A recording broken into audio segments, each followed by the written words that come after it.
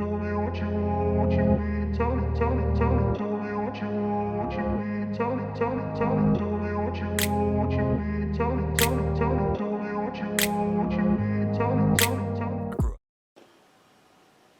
Today, Sunday, 23rd of April 2023, saw the initial test alert for the new UK emergency alert system. Not really a lot of knowledge publicly about this system, about how much it's costing, etc.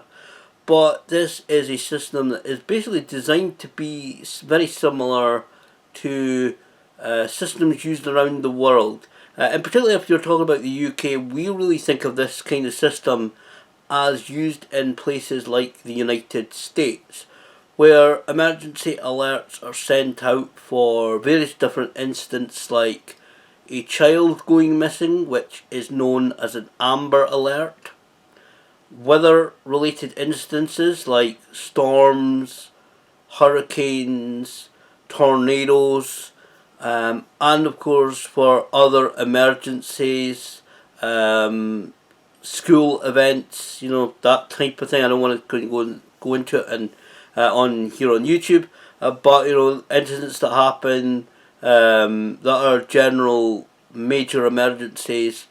That is what we kind of typically think in the UK when it comes to systems like this new system that has been put in place by the government. This alert was known several weeks ago. It was made known that they would be sending it out at 3 p.m. on Sunday, April 23rd. I'll now show you the video that I took on my camcorder of the alert coming through on my phone, so you can see what I experienced and how the alert came through to the people in the UK.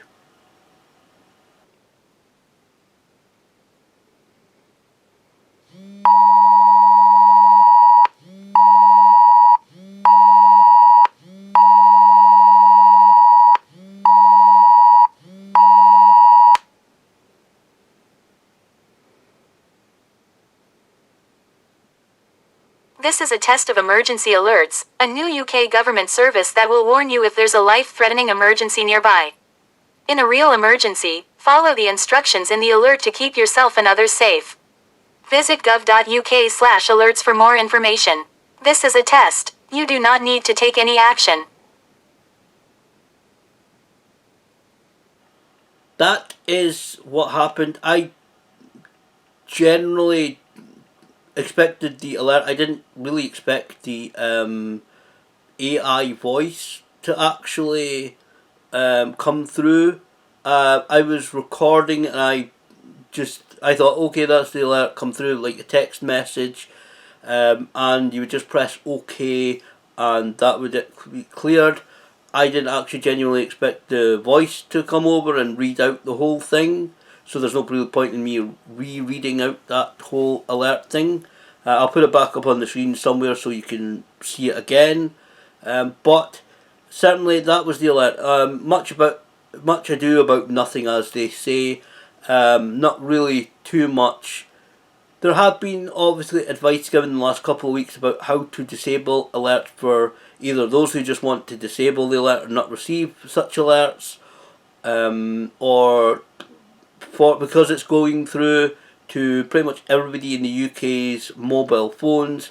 For anybody who has a hidden phone due to domestic reasons, or for people who may care for vulnerable people and this kind of thing may upset them or concern them or cause them some just basically kind of upset in some way. There was advice about how to disable them, and I think some people just have it for the sake of it. But certainly we did know about this obviously several weeks in advance. And again, very much similar to the system that is in place for places like the United States, and for kind of these type of emergency systems, emergency situations even, that would maybe go on. Couple of things. I'm recording this a few hours now after the alert came through. Couple of bits about it. First of all, I think you maybe will see from the video, it did come in about at least maybe 30 seconds to 45 seconds a little bit early. It was advertised as coming through on everybody's phones at 3 p.m. And I think many people received it, like myself, at 2:59 p.m.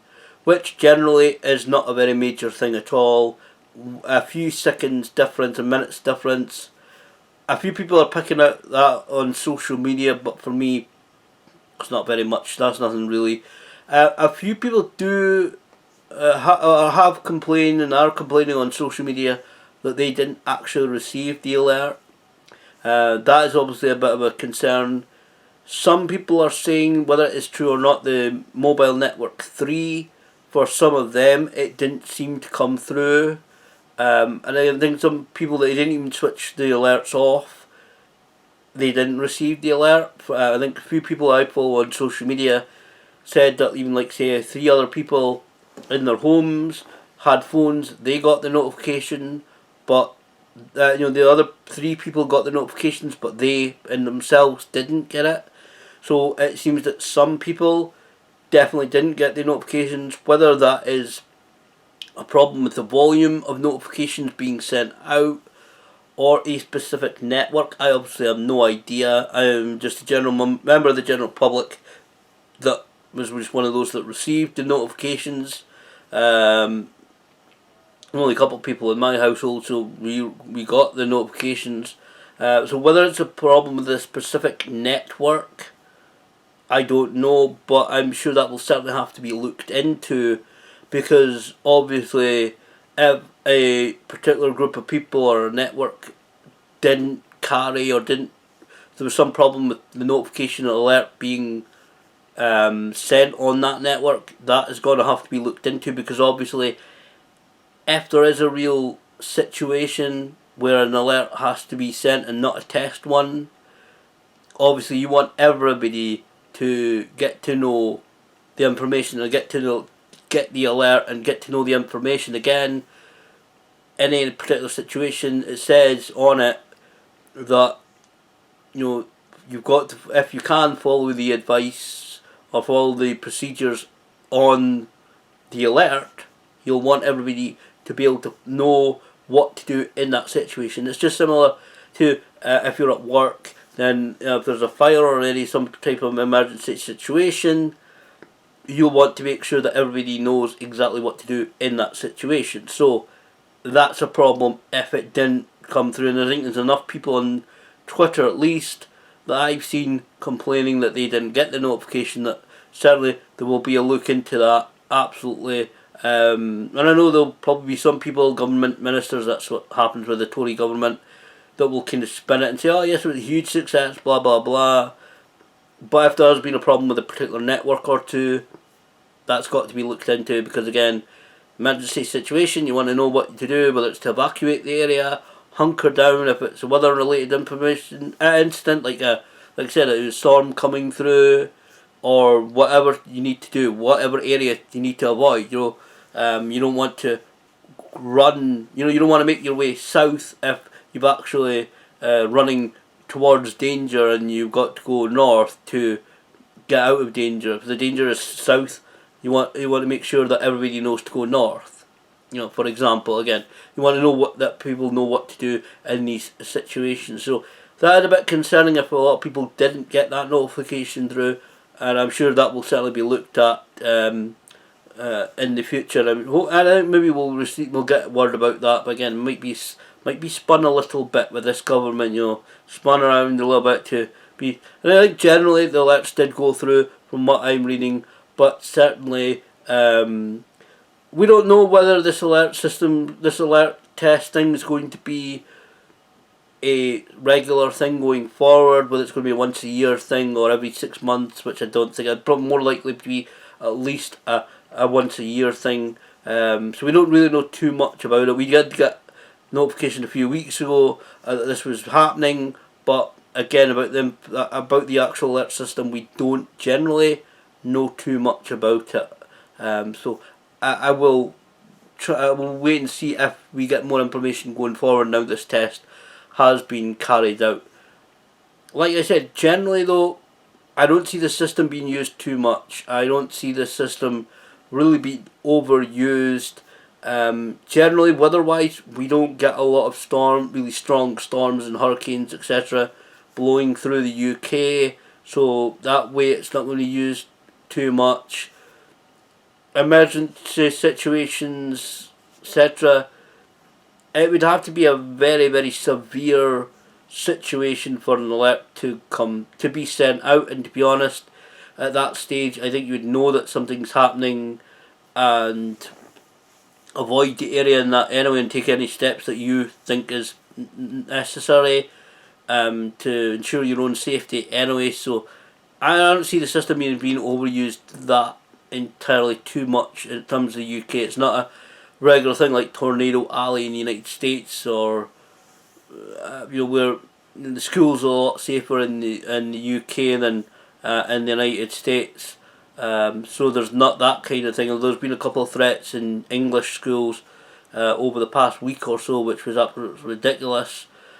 There's not been too much. I don't. There's not too many emergency situations that go on in the UK that I would really foresee such an alert being really, really needed to be sent out. I will also very quickly say before I wrap up this video, one thing I really want to make sure is said is that this will not marginalise or kind of take away the need in an emergency situation for the emergency services to be contacted. I would say that for sure. I mean, obviously somebody has to alert the emergency situations, and if it was a big enough emergency, they would be contacted by somebody, but somebody has to contact them.